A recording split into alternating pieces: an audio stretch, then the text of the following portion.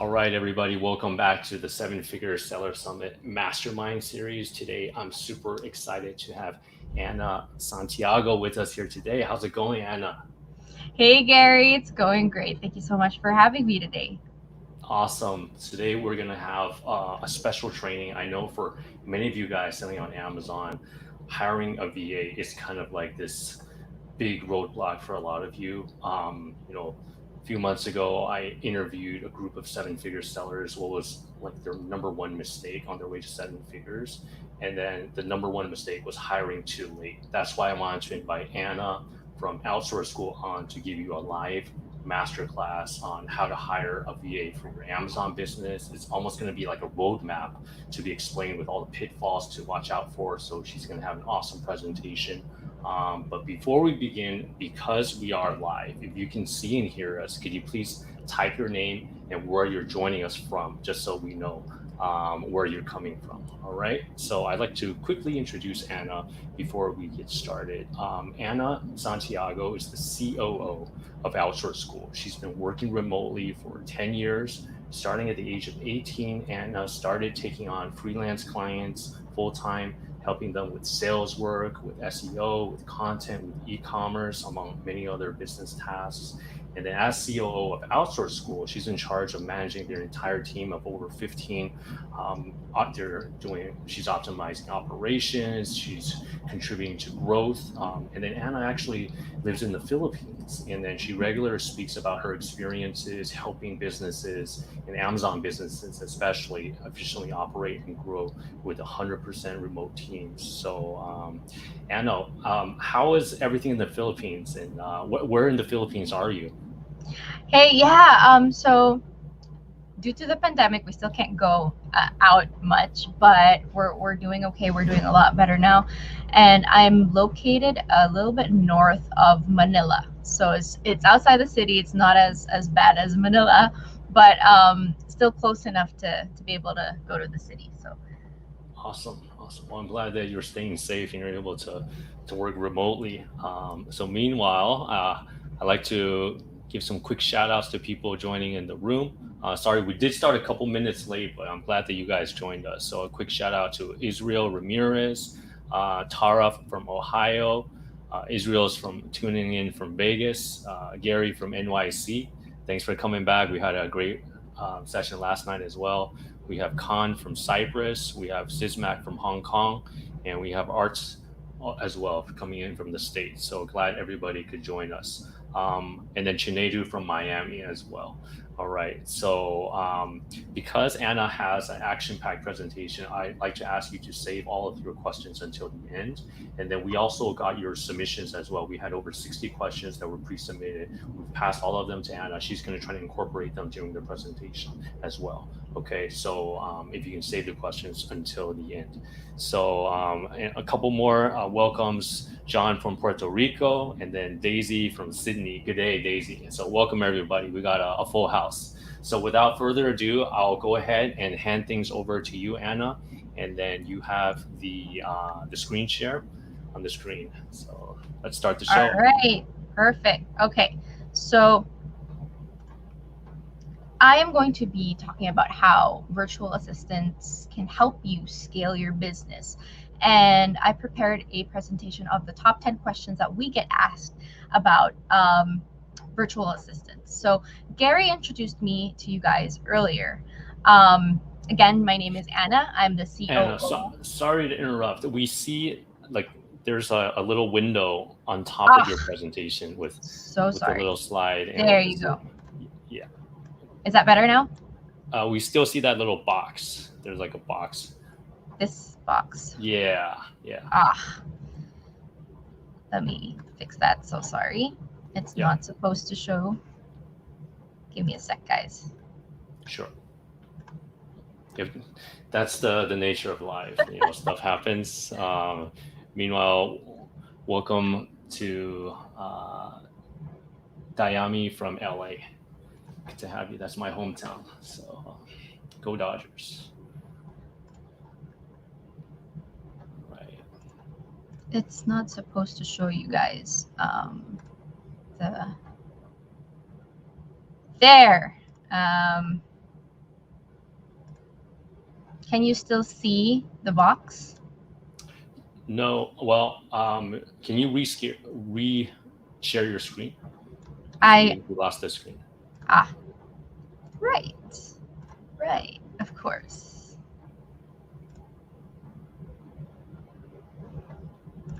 Okay, perfect.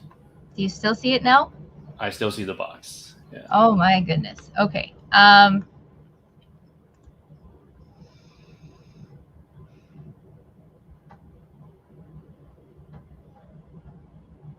Maybe if you have your phone next to you, you could use the notes on your phone as you go through. Yeah, I was just thinking. Yeah. Okay.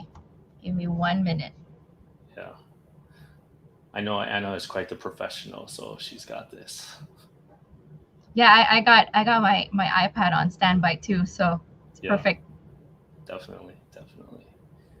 So I saw there were a lot of questions talking about, why hire virtual assistants, where do you find them, what to outsource, who to hire first, also, when to hire, right? Is it beneficial to hire if you're just starting out, or should you be making a certain amount of profit?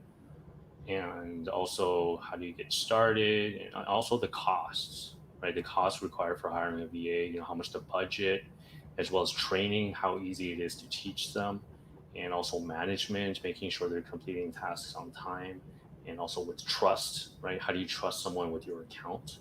And also some legal issues, right, regarding local and state laws. So we'll try to Yeah. get to as many of them as we can. And if you guys have any other questions you'd like to pre-submit in the chat first, please feel free. Okay. Yes. This is taking a little while, but I'll try to get started while waiting for my phone to give me my slides. So, as I mentioned, I am the COO of Outsource School, and I manage entire operations for Nathan and Connor. It gives them the opportunity to step back from the business and focus on the bigger things, focus on the more important parts of their business. And I look over or oversee the different departments under me who also work remotely. So it's best to have someone to be your team leader and in charge of delegating, in charge of making sure that the tasks are done 100% perfect. Okay, almost there, guys. Almost there. I'm grateful for your patience.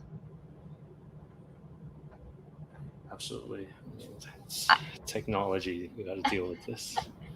I have to say though, it happens during the most unexpected times. So I was fixing this presentation yesterday, and it was going really well. I even had a test run with one of my teams, like, hey, I'm going to share my screen. Can you see the speaker notes? And he's like, no, you're good. I just see the slides. And then all of a sudden today, it's like, oh, okay. Yeah. I think they call it Murphy's Law. Whatever can go wrong will go wrong. Will go wrong, exactly. Yeah. But I am prepared. I am triple prepared. So I just I needed an extra couple of minutes. All right. So enough about me. We lost enough time already. I'm going to tell you just a brief background about Outsource School. Nathan and Connor are the co-founders, co-CEOs. They founded Outsource School. They spent years struggling to hire virtual assistants, and once they figured out the perfect hiring process, they scaled and sold an 8-figure business that is 100% run by virtual assistants. And now we're doing the same for Outsource School as well. They built Outsource School as a solution for other entrepreneurs to help them build and scale their business with, again, virtual assistants. Next. Creating a business that runs without you using virtual assistants or having systems and processes in place is very, very hard. You cannot build your business or you cannot scale your business if you don't use help. And virtual assistants are the cheaper option. It's much cheaper than hiring someone in-house, like from Australia or from the US, to help you with the work. Here are some of the obstacles that cause people to stumble on their path to success. First is the money. A lot of people think that hiring costs a lot of money. I'm not going to lie to you, it does cost a little bit of money, but not, again, not as much as it does if you hire in-house. So let's do the math just a little bit. For a few $1,000s or less a year, you can get weeks and weeks of your time back. So what we want to teach you today is not going to work if you can't afford to pay at least $1,000 a year to a virtual assistant. You don't have to hire people full time. You can use them to just work 5 hours a week to start, or 10 hours a week to start. You don't need to use them full time. That is the beauty of using virtual assistants. It makes a huge difference already. Just someone to manage your calendar or someone to manage your inbox on a daily basis is a great start. So even if your current financial situation does not allow you to hire somebody today, what about in 2 months? What about in 6 months? Do you still want to keep doing things yourself? That's something that you have to think about as well. Another issue is time. To me, this is one of the biggest challenges of all. As we go through the training today, you'll discover and find that there are more people like you. People who have no time to hire people. People have no time to create standard operating procedures, for example, and we will help you with that. So while dealing with all the things that can happen while running your business, there is still a way to make it work. Now, another thing is the ability. So you might be thinking, Anna, what if I'm just not up to the task? What if I just can't manage people? What if that's just not who I am? What if no matter how hard I try, it's just too hard for me to learn? We get it. We don't want to downplay the learning curve here. However, as we go through today, I want you guys to take notes and just simply ask yourself, do I feel like I can do this? At some point, you couldn't walk. At some point, you couldn't speak. At some point in your life, you didn't see yourself as managing a business, but you did. You could, and you can. So life is full of growth. Life is full of things that you thought that you couldn't do in the past. So this isn't any different. And another one is confusion. So a lot of people are very confused about using virtual assistants. As much as you like to think that you're the only person, you're not.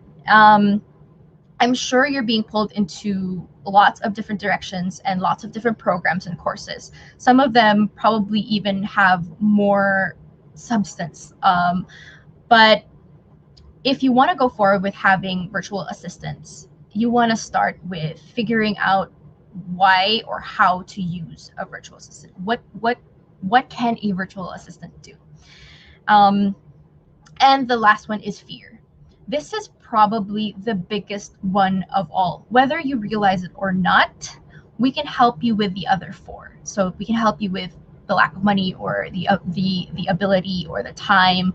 But with fear, we need your help with this. I get it. Hiring people is hella scary. It's scary to trust someone else with your business, and the easiest thing you can do is continue to do what you have always done, which is rely on yourself mostly.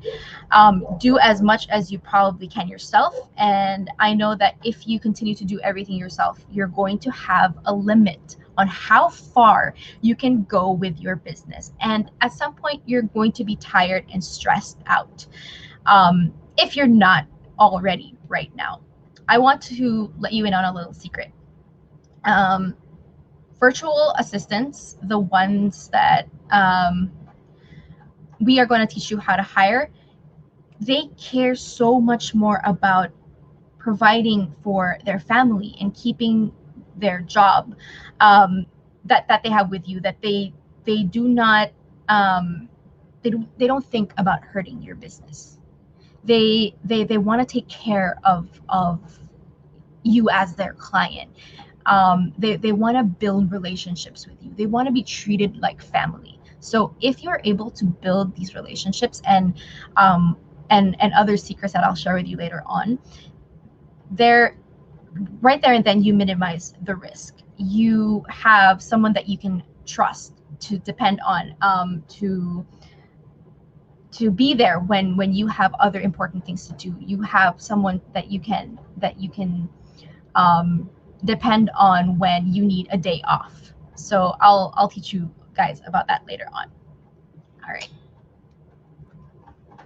The first question we're going to go through today is, what country should you hire virtual assistants from? So we usually recommend you start from one place to build a team, and from that place really get good at hiring. But if you have to pick a place, we recommend starting with the Philippines.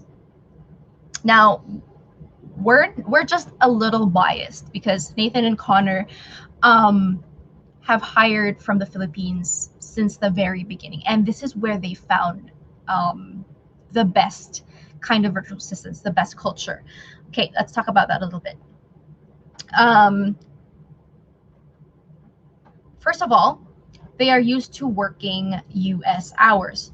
One of the most common businesses in the Philippines is that people work at BPO industries or call centers, telemarketing, customer service, and a lot of them are working US hours. So not every virtual system or not every company in the Philippines has US hours, but most of them do. And we are used to working the night shift. So it's not going to be hard to get them to work yours. All it takes is setting the expectation with them, like, hey, I need you to work from 9 to 5 with me on this time zone. Is that possible for you? And then, of course, you find someone that is comfortable with working those hours. Another option is having them on a hybrid schedule. A hybrid schedule is half flexible schedule when they can or when they want to work, maybe during their afternoon or their mornings, and then the other half is an overlap with you as their client. So maybe they work US mornings or Australia mornings, and then the rest of their time they can work off of their own time zone. So that works.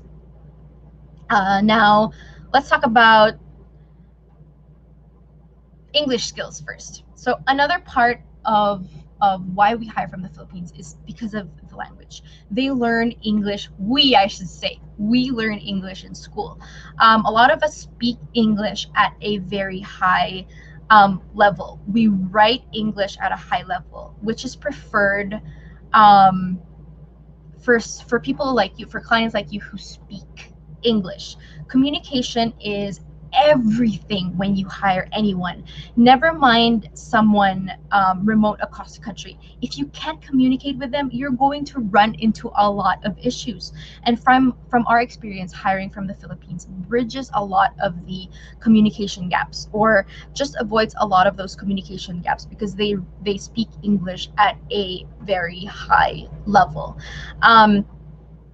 Another piece of this is obviously the cost. So let me give you guys a good example of what we make over here if we were employed in a Filipino-based company. The minimum wage in the Philippines is about $12 to $15 US dollars a day. So not 12 per hour, it's $12 a day.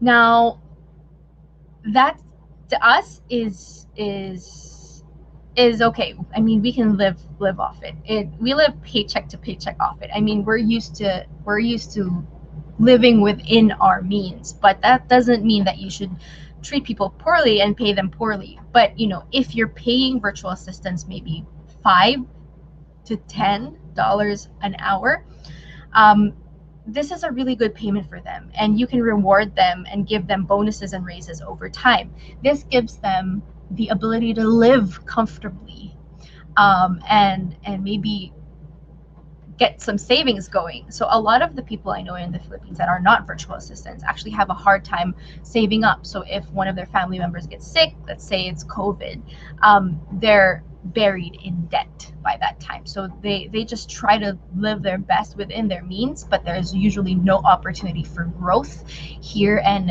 a very limited opportunity for raises or bonuses from any company in the Philippines. So that's one.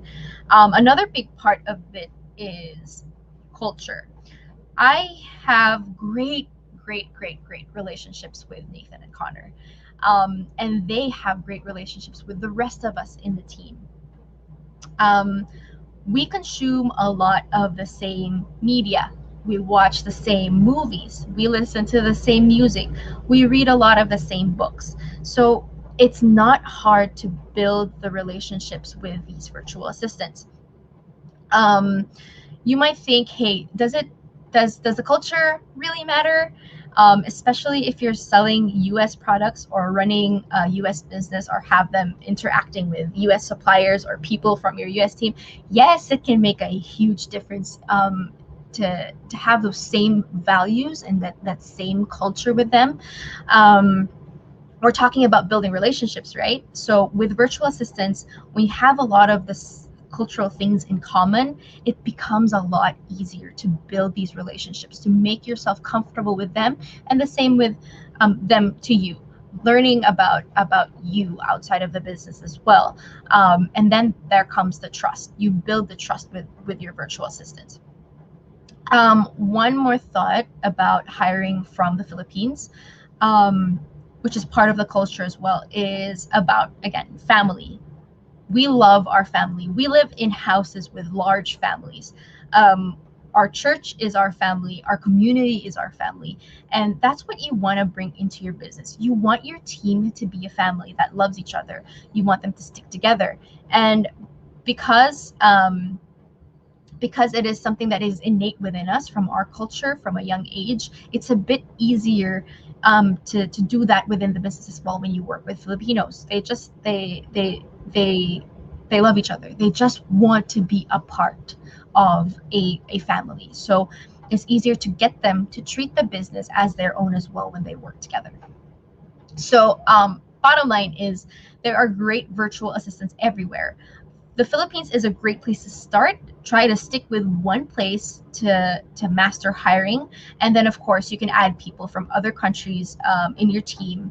But our advice is just to stick to one country, because of course different countries have different cultures, and what if they can't really um, communicate with each other in a high level, then that becomes your problem too. But if you have one from one place, they have similar values, similar culture as well, and that works out the best. Okay. What is a virtual assistant? Okay, this is one of my favorite questions here.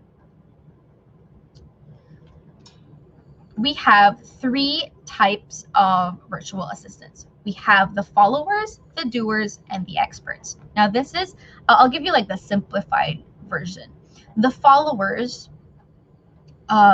are the ones that follow your lead. They follow your systems and processes that you have in place, like the general virtual assistants, or you have your bookkeeper, for example. But a bookkeeper can also be a doer because they are skilled to do their job. These are the people that you don't necessarily need to teach how to do their jobs. But okay, so sorry, back to the followers.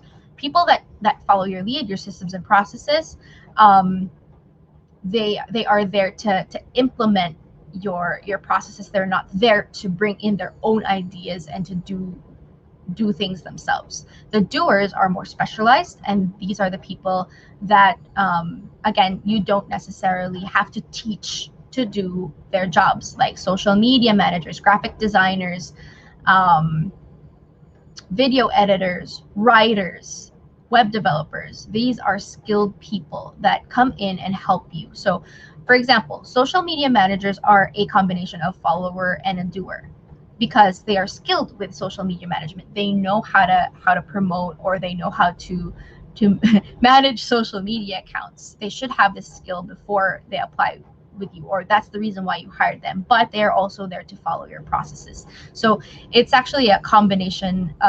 When you have a team, you have a combination of all three here. The experts are the people that you hire, that come into your business and give you advice. These are the consultants, these are the marketing agencies, these are the coaches. So again, these people, you don't need to teach them how to do their jobs. They should know. These people, the experts, come in and help you improve your business overall. So those are the types of virtual assistants. We can talk a little bit more about that later. What tasks should you hire and not hire virtual assistants for? This again is another favorite question of mine. All right, so we hire virtual assistants for everything. I have yet to find something that a virtual assistant cannot do. So for now, I've come up with 5 examples of what we outsource to virtual assistants, and then I'll give you a little bit more later. So you can hire for roles that you probably wouldn't even have thought of. And if you have the right systems and processes, you can hire virtual assistants for product listing, product sourcing, Amazon PPC if you have a process for it. You can hire freelancers for graphic design work, for photography, for creating videos for your products. You can hire virtual assistants for lead generation. This is one of my favorite that we used for our Amazon business as well. I used to have an Amazon client, actually several Amazon clients in the past years ago, where we had them create a list of supplier, their contact information. I used to list items for my clients. I used to do the search engine optimization. I used to do the returns and the refunds. I used to be the customer support. I used to help them remove negative reviews off their Amazon accounts. So these are just a few examples of how virtual assistants can help you in your business. But there's also the basic stuff like data entry, sales calls, coaching, bookkeeping, inbox management, calendar management.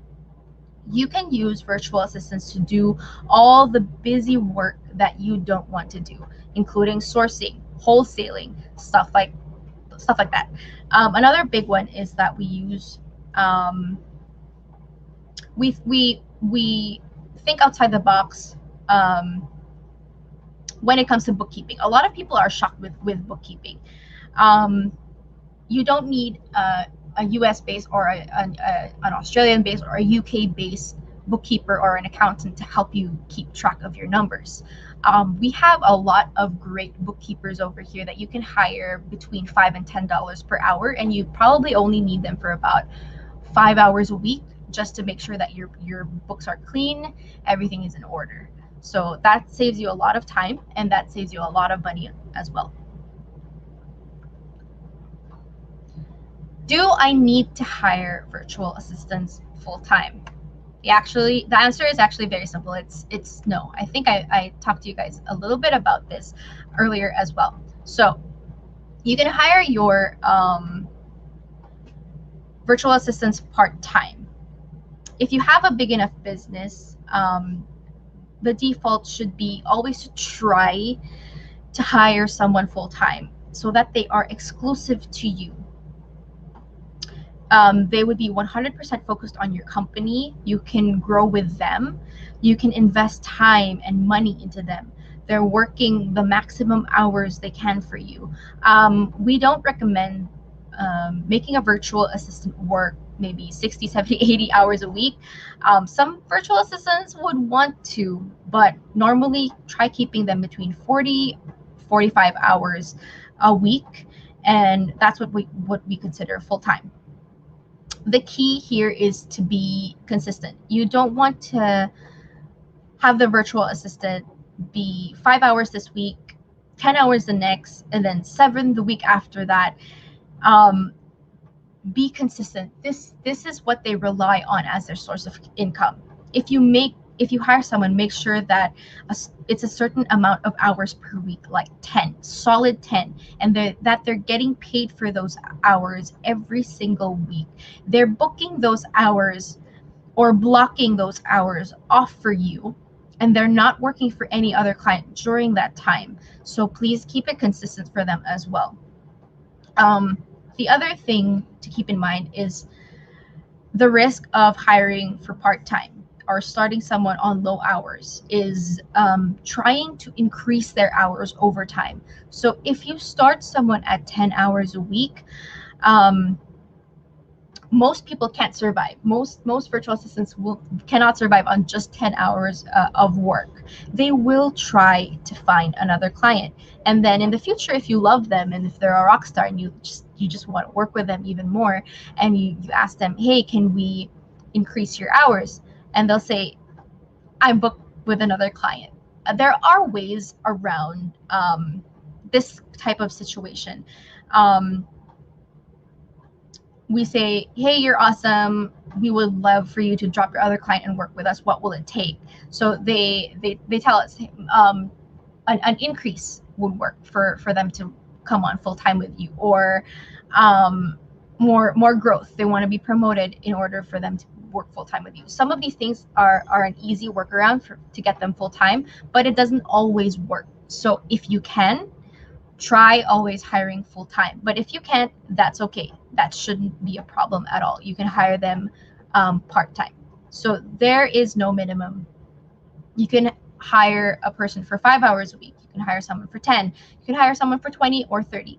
Just keep it consistent and don't have them working different hours each week. Another one is project-based. So project-based people are more of the graphic design people, the writers, the video editors, the web developers.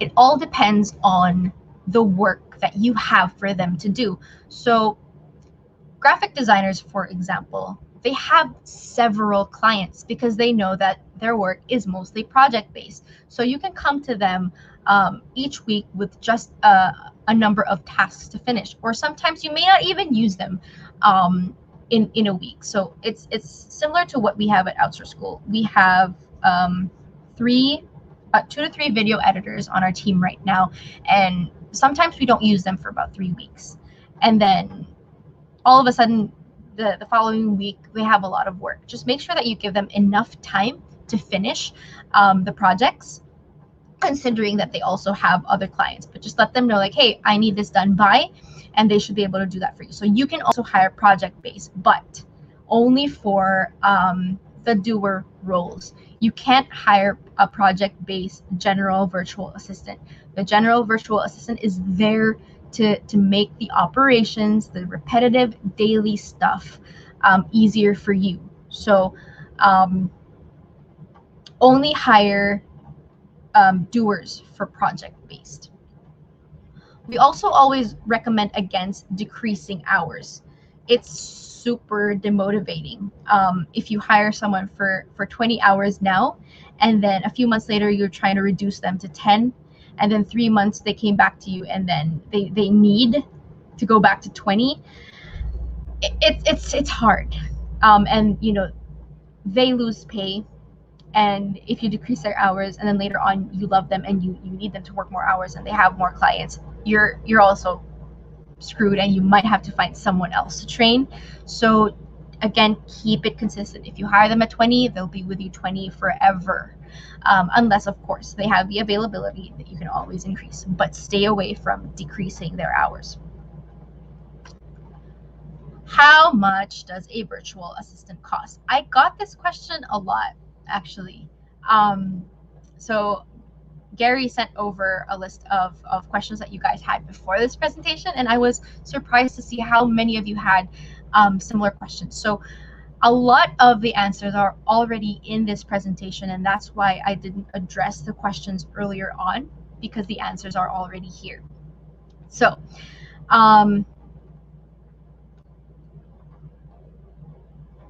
we have a tool, the VA calculator. It helps you go through your budget. And okay, it's a sheet, so you can go to this link, outsourceschool.com/VA calculator, and it's a sheet that helps you determine how many virtual assistants you can hire at how many dollars within your budget. So it goes through how much profit you make, how aggressive you want to be when investing into hiring, and then it tells you the number of virtual assistants that you can hire. I'll go a little bit more into that later on. So some of you may be thinking, oh, I heard that someone hired a virtual assistant for $1 or $2 or $3 an hour. Yes, these virtual assistants exist. And it is a ballpark figure that you can definitely hire virtual assistants for less than $5. But there are a couple of things to consider here. There are a lot of agencies out there that I've encountered who charge the clients, let's say $10 per hour, but only pay the virtual assistants $4. So the agency actually makes quite a lot. So there are a lot of shady agencies out there. So just to set your expectation straight, and just to make sure that you are getting quality virtual assistants and not just people that claim to be virtual assistants. The average is $5 to $10 per hour. On the sheet here, or on the slide here, it says 5 to 8. This is just for the general admin work, but 5 to 10 is a better range, especially when you're talking about e-commerce virtual assistants. All right, so again, the ballpark for less than $5 an hour does exist. Just keep in mind that when you start hiring people at the $1 or $2 or $3 an hour range, they're going to have other opportunities that pay more than that in the future. So from our experience, if you're hiring someone for $2 or $3 an hour, the first chance that they get a job offer for $1 above that, they're going to probably leave you. And you've spent so much time and energy invested into training them that it's just not good for you, and business turnover, and it's very expensive.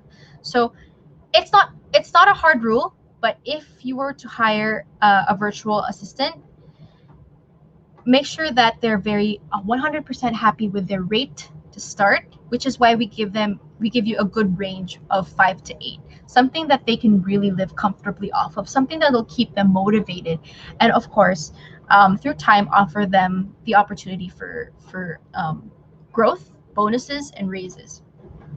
It's not a given that if you pay your virtual assistants $4 an hour, they're going to leave, but we have systems and processes in place that'll help decrease the risk and help them view you as their favorite client, help them get into the thinking that the business is their own as well. So as much as possible, create a win-win situation that's good for you and that's good for them. So you're probably wondering how much profit or how aggressive you want to be when it comes to hiring. So for us, we like to spend between 20 and 25% of our profits on hiring. You might be in a different place in your business where you maybe want to invest 40% into hiring if you really want to scale, or you may be a little bit more conservative and start at 10%. And again, the VA calculator will help you see what the numbers look like if you want to invest just 10% of your profits into hiring, and then it'll give you a number of virtual assistants that you can hire. All right.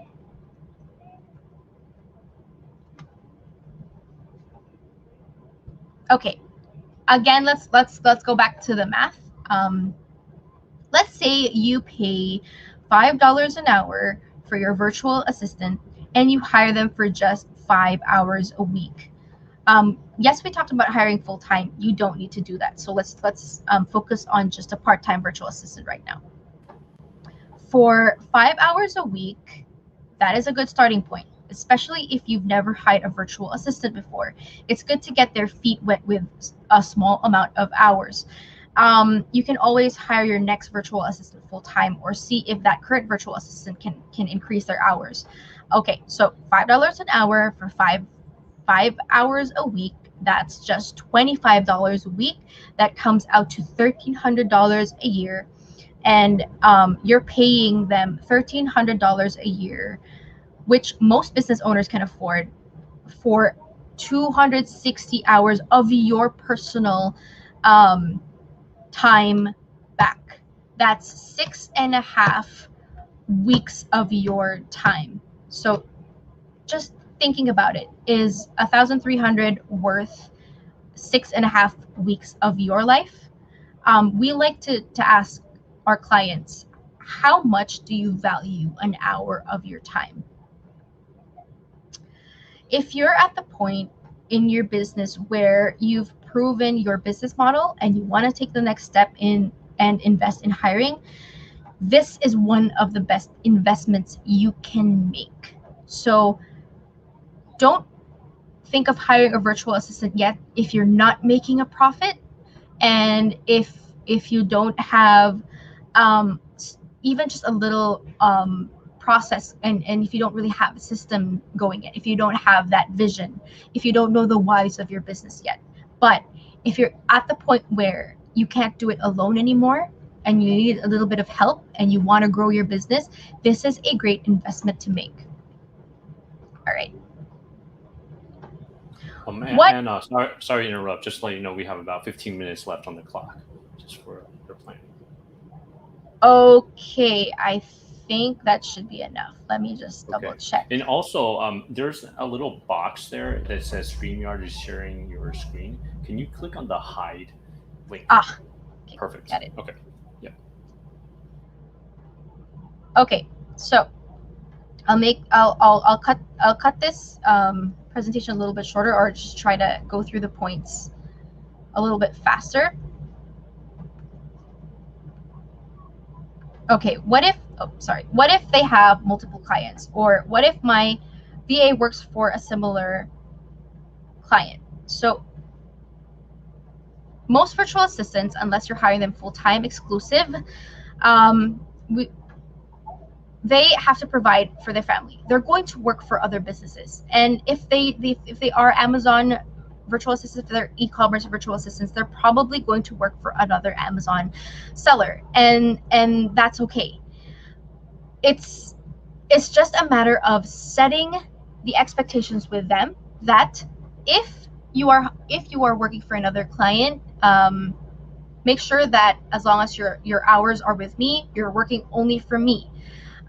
Set the expectations that all right, let me rewind a little bit. Ask them about it's okay to ask about what kind of products their other Amazon client is selling, and you can quickly see there if there's going to be a conflict. But if it's something like pet supplies, and then you're selling conference speaker phones, that's totally fine. You have nothing to worry about there. So look for someone who doesn't have a client that conflicts with your products. Okay. One sec. All right. a lot of people ask about keeping their account safe.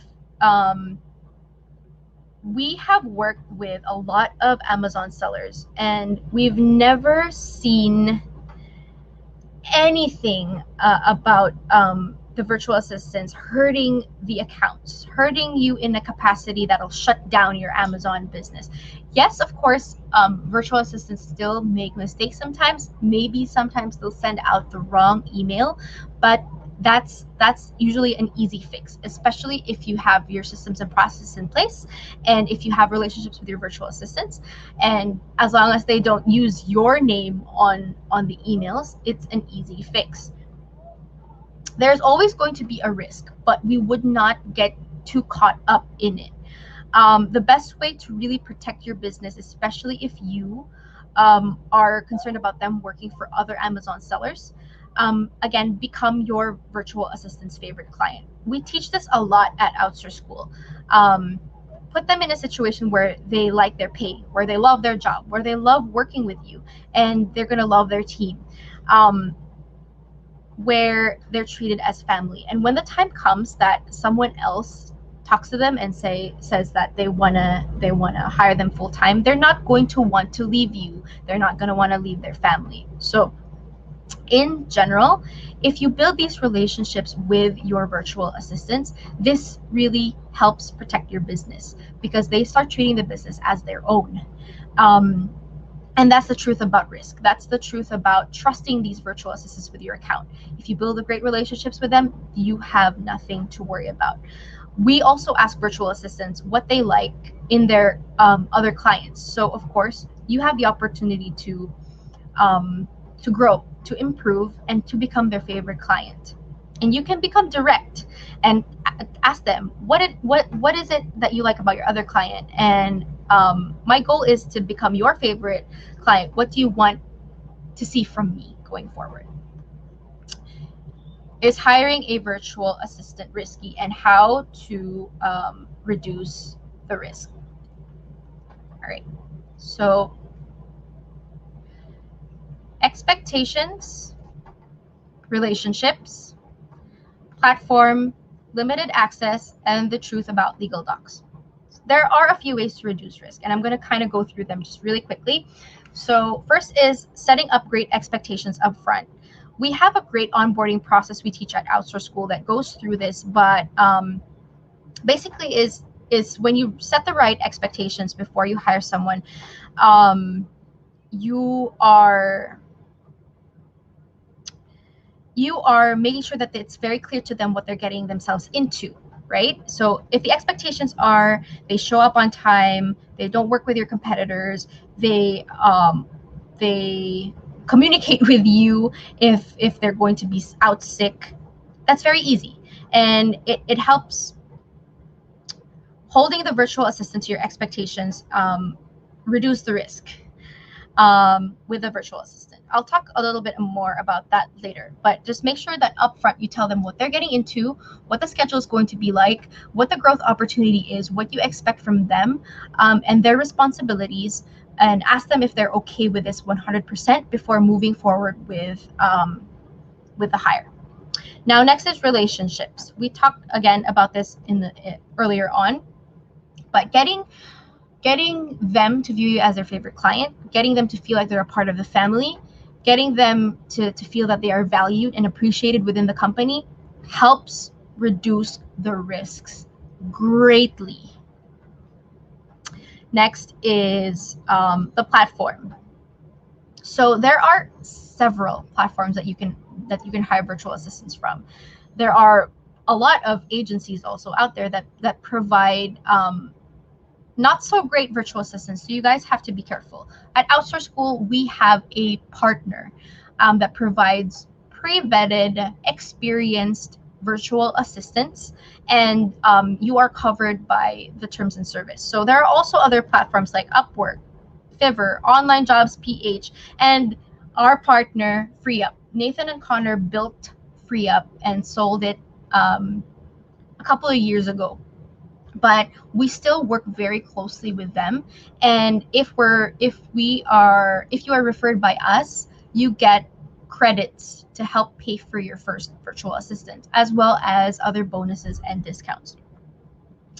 So when you pick a platform that pre-vets virtual assistants and that platform is accountable if something goes wrong, that's another way to reduce risk. And I know that other platforms are always coming out with different programs to reduce risk.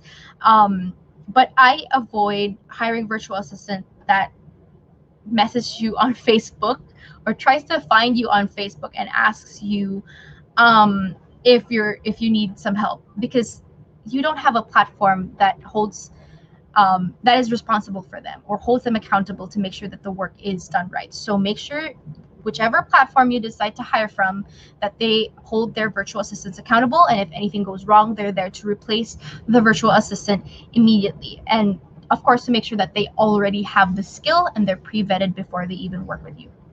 Next is limited access. So if you go to Amazon settings, you can give people access to just view stuff. So like your Seller Central account. I had admin access for a Seller Central account once, and I was responsible for making sure that the rest of the people in our team had a limited access only. So you can set up your user permissions, and you can increase those permissions over time as you build trust and relationships with these assistants. Just another way to protect your business. Last thing I want to say is about certain legal docs. We don't use contracts with virtual assistants because there's really no way of enforcing them. But instead, again, use a platform that you can trust, because you are covered by the terms of use and service. So no need to create a contract or legally binding documents, because you are not going to be chasing your virtual assistants around the world in case anything goes wrong. Instead, the platforms will be responsible for that. So that's just a few ways to reduce risk. There are actually more.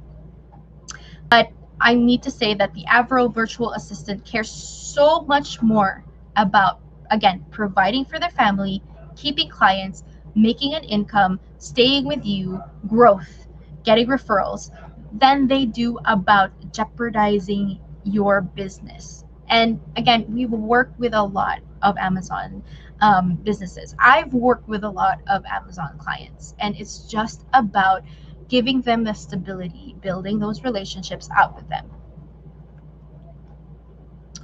Okay, we talked about this earlier, so I think we can skip this one. Can a virtual assistant work in my time zone? Yes, they absolutely can.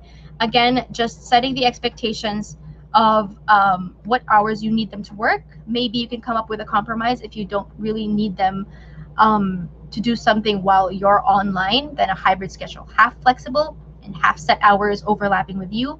Or is it the type of work, like back office work, that they can just do overnight? So that's something to consider as well. But of course, we always recommend an overlap of hours so that you can build these relationships with your virtual assistant. All right, so how do I interview virtual assistants? We have a CARE process. CARE stands for communication, attitude, red flags, and experience. So actually, of course, it comes in experience, and then communication, and then attitude, and then red flags. But these are the 4 parts of hiring. And we have a proprietary process that we teach at Outsource School. I'm not going to go into too much information about it. It's just we want to tell you why these 4 parts are important. We do all our interviews over Slack chat and not over Zoom, unless the role is for a sales and calls have something to do with their job. Otherwise, we do it over chat. This is because a lot of Filipinos, or a lot of virtual assistants in general, are not comfortable talking over the phone, and they get really shy, and they can't really say what they want to say. So over chat, you really get to bring out their personality a lot more. So most virtual assistants, okay, let's skip a little bit. I know we're running out of time. We like short, efficient interviews, 30 to 40 minutes, and we touch on these things. It doesn't matter how experienced the virtual assistant is. It doesn't matter how long their resume is. It doesn't matter how many clients they've had in the past. Communication and attitude are very, very important to check as well. If they don't have the right attitude, if they can't communicate well with you, if they don't wow you, if you don't smile during the interview that you have together, that's not a good sign. They can have all the experience in the world, but if they don't have the proper communication and attitude, it's not going to work out in the long run. So of course, we check out their experience as well. That's still an important part. But our goal is to help you find the best possible candidate, and communication and attitude are the best ways to figure this out. Also, during the interview, we have a list of questions, pre-made questions that we give over to our members, where it helps indicate red flags, like if they're working with other clients, how many hours are they working, what they're willing to do. Are they willing to grow? Are they just going to work with you for 6 months and then drop you because they're planning on joining another company, for example? So we touch on how to find these red flags, how to gauge their communication, attitude, and experience as part of our care process. Now, what is onboarding and how do I avoid issues with my virtual assistant? Onboarding is a very, very, very important part. I can't stress how important. A lot of issues that come up with virtual assistants happen because there was no onboarding process. So onboarding, our SICK method stands for scheduling, issues, communication, and culture. Once you interview someone, you want to set the expectation with them. Go over the schedule. Go over any possible issues that may come up in the future, like their internet connection. How good is their internet connection? Their computer, what kind of computer are they using? Do they have backup connections? Do they have a place that they can go to in case they lose power? The communication channels. Message me on Viber if it's an emergency. For emails, you can answer within 24 hours. Through Slack, we expect that you answer, within a certain number of minutes, like 10 or 20, especially if you use Slack on a daily basis to communicate with your team. Set up the proper communication channels and make sure that they also understand your culture, what is important to the business, and see if they have the same values. All right, so after you hire them, what do? Have meetings with them. You're going to manage them and you're going to have day-to-day communication with them. You're going to teach how you again set up communication channels so that you don't get tons of messages on your phone. Meetings are incredibly important. Once you hire someone, it's not like you just never talk to them or they just keep on going and doing their thing. You have to have meetings every single week. You have to have strong communication channels. There's so many other parts of managing that come up, like dealing with certain issues or promotions or bonuses or raises or how getting them to become a team leaders, and especially if you start having more than 10 or 25 virtual assistants reporting to you, what to do in place with these virtual assistants. I know I'm going a little bit too fast through this, but we're running out of time. But there's just so much that we have in just our main process called cracking the VA code, and even just in managing virtual assistants. So if you guys have any questions at all, I would love to set up a call with you guys personally and talk to you guys about your challenges individually. So just really quick before I move it back over to Gary, we have a special promo for you guys where if you heard me today, or if you heard me from Gary, we have a 25% off our yearly plan. There's a coupon code on the screen right now. I would write it down. And then Gary will give you guys my booking link, which is on the screen as well. When you go to our website, there is a button to schedule a call. That is with our other team members. But if you want a more detailed plan and not just a typical sales call, please schedule a call with me. And I have a special bonus aside from the discount if you do. I want to talk about that just a little bit. We have our care service. Our care service is where we write the job post for you. We create Yeah, we create the job post for you. We write it. We look for the candidates for you. We interview them for you. We recommend one or two people that is best fit for your company. People that we ourselves would hire at outsource school. And this is more for entrepreneurs that have no time to hire but are interested in using virtual assistants to outsource their work. So the care service is only applicable or only available to current members of outsource school. Again, members of outsource school have access to this information. We give you everything that we know. We have cheat sheets, we have coaching sessions to teach you to do this yourself. But if you really need one right now and you have no time to spend 4 hours learning how we do it, then please let us know if you're interested in the care service. I have a bonus for you.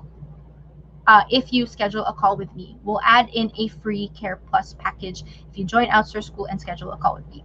Yeah, Gary, anything that you want to add, or do we want to open the floor to some questions?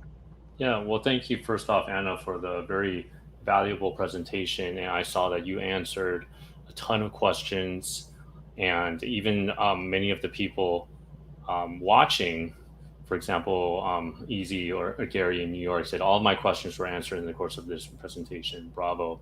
So thank you, Anna. So this is great. And I encourage you guys to check out Outsource School. If you'd like to learn more, definitely book a free consultation with Anna. I'm not just featuring Outsource School. I'm a member as well. So I've been using Outsource School for some time now to hire VAs for my businesses. So I do recommend them. And Anna has helped me out personally on one-on-one call. So I recommend, if you guys are looking for more help, definitely check out Outsource School. All right, we're already over time. Anna, do you have just a few more minutes? I'm just gonna rapid fire through some of the questions in the chat if you're okay. Or you Yeah, gotta sure. run. Go Okay, ahead. No, definitely. I'm available for you. Okay, great. So Daisy asked you a question earlier about trust. If your email inbox has both personal and business emails, how do you know you can trust the VA? How do you protect your privacy? Okay, so that's a great question.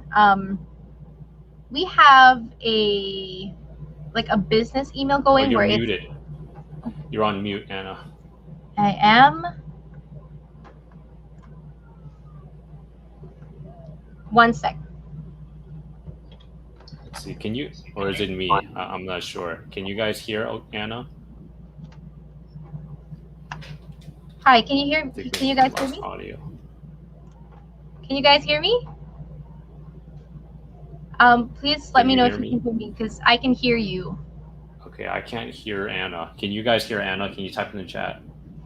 Rowena can hear Anna. Maybe it's my side. Okay. Why don't you guys? Okay, you guys can hear. Okay, Anna, go ahead. I'll work on my audio. Okay. Right. So we have a outsource school email, right? So it's at outsourceschool.com, and we have access to our own, right? So what Nathan does in the beginning, or when I started working with him, is he gave me access to my own email, and then he started forwarding a bunch of emails to me to start. But we don't recommend you do this forever, because then you spend time trying to forward things to your virtual assistant. Try to separate your work email from your personal email, and focus on like the support email first. So we have Nathan's email, we have a support email, I have my own email, and then everyone in the team has their own email. The way that Nathan did it was he let me take the lead on the support inbox first.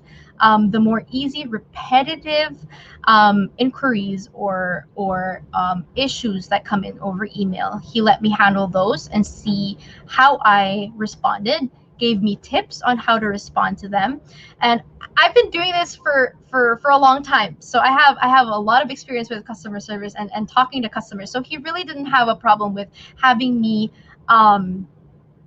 manage his personal inbox. But if you're new to managing virtual assistants, and if you're scared, and if your VA doesn't have extensive experience with inbox management yet, then do it this way. Give them the easier emails first.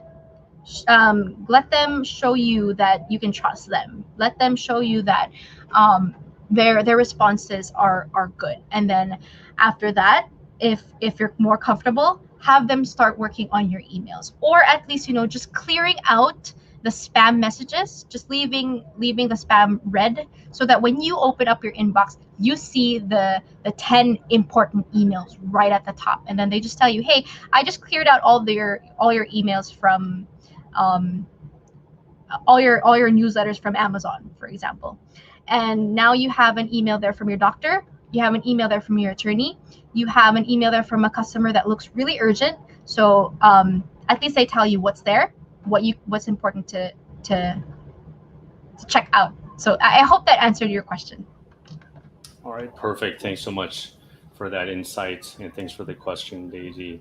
I gotta run, so it's lunchtime here, and I have a hungry little one, so I gotta run. So, and any last advice for people that are looking to hire their first VA? If you could apply the 80-20 rule, what would be your number one recommendation to the people watching out there today?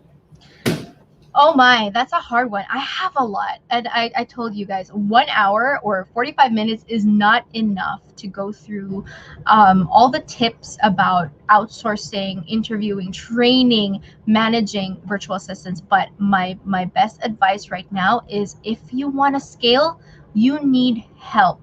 You can't do everything on your own. The common phrase, if you want things done right, you got to do it yourself, does not apply here. Everybody continues to grow, and if you want to scale your business, let's hop on a call, and let's talk about your challenges and your concerns, and I'll definitely help you with that. But VAs are a good investment in building out your business. Awesome. Thank you so much, Anna. Thank you, everybody, for tuning in. I dropped the URL in the chat, and we have it up on the screen. Definitely check out outsourceschool.com/consultation. All right. Thank you again, Anna. Thank you, everybody, for coming on. I learned a lot. I hope everyone else did too. So thanks so much, and we'll see you guys at the next session. Bye, everyone. Oh, thank you so much for having me. Bye.